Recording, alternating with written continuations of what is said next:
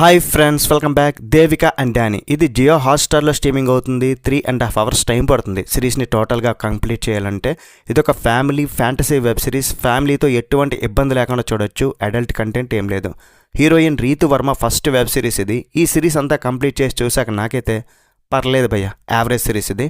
Average అని నేను చెప్పినా సరే చాలామంది ఏమంటారంటే కామెంట్స్లో నీకు ఏది నచ్చదు అంటారు.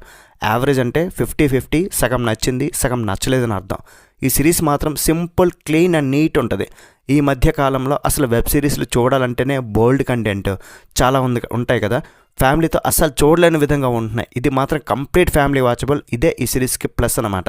అయితే ఎక్కువ ఎక్స్పెక్ట్ చేసేవారికి, హర్రర్ థ్రిల్లర్ ఫ్యాన్స్కి, మాస్ మసాలా ఫ్యాన్స్కి ఎక్కకపోయినా సరే మనం ఎక్కడో బయటికి వెళ్ళినప్పుడు ఇంట్లో పెద్దవాళ్ళు ఉంటారు, లేదా ఫ్యామిలీ ఉంటారు, అమ్మ వాళ్ళు ఉంటారు, వైఫ్ ఉంటుంది, సిస్టర్స్ ఉంటారు, వాళ్ళకి ఇది సజెస్ట్ చేస్తే వాళ్ళు ఏదో పని చేసుకుంటూ చూసి అలా టైం పాస్ చేసేస్తారనమాట. దేవిక అలియాస్ రీతు వర్మ గారు ఒక సాంప్రదాయ కుటుంబంలో పుట్టిన అమ్మాయి. ఆమె స్కూల్లో మ్యూజిక్ టీచర్గా పనిచేస్తుంటుంది. ఆమెకి సుబ్రాజ్తో పెళ్లి ఫిక్స్ అవుద్ది. అయితే సడన్గా దేవిక లైఫ్లోకి డానీ అనే ఒక అబ్బాయి వస్తాడు. వాడు మనిషి కాదు, ఆత్మ. మరి ఆత్మతో లవ్వా, ఎవరిని పెళ్లి చేసుకుంటుంది, అసలు ఈ సిరీస్లో మ్యాటర్ ఏంటి, ఇదంతా ఈ సిరీస్లో చూస్తారు. రీతు వర్మ ఏ సినిమాలో కూడా ఎక్స్పోజింగ్ ఇవ్వదు, డీసెంట్ రోల్స్ చేస్తూ వస్తున్నారు. ఈ సిరీస్లో కూడా తను మెయిన్ అట్రాక్షన్. దేవిక డానీ ఈ రెండు క్యారెక్టర్స్కి కొంత కెమిస్ట్రీ వర్కౌట్ అయింది. వాళ్ళిద్దరి మధ్య మాటలు నార్మల్గా ఉన్నప్పటికీ కూడా ఓకే అన్నమాట.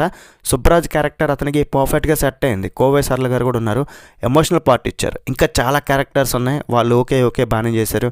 ఈ సిరీస్ మెయిన్ పాయింట్లోకి వెళ్ళడానికి చాలా టైం పడుతుంది. 4 episodes తర్వాతనే అసలు స్టోరీలోకి వెళ్తుంది. ఇంకా స్క్రీన్ ప్లే కూడా నిదానంగా సాగుతుంది. ఫస్ట్ 4 episodes కూడా నార్మల్గా నడుస్తుంటాయి. ఎగ్జైట్మెంట్ పెద్దగా ఏముండవు అనమాట.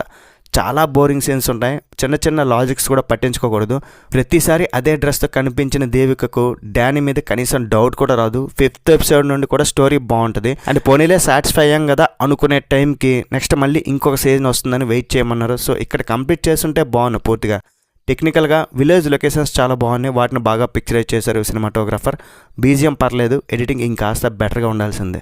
ఫైనల్గా దేవిక అండ్ డానీ ఫ్యామిలీతో కలిసి చూడాలంటే జస్ట్ టైం పాస్ కోసం ఒకసారి అలా ట్రై చేయొచ్చు, కానీ ఎక్కువ ఎక్స్పెక్ట్ చేస్తే మాత్రం డిసప్పాయింట్ అయ్యే అవకాశం అయితే ఉంటుంది. ఓవరాల్గా ఈ సిరీస్కి మేము ఇచ్చే రేటింగ్ ఏంటంటే 2.75 out of 5. That's it guys. Review నచ్చితే లైక్ చేయండి, సబ్స్క్రైబ్ చేయండి, షేర్ చేయండి.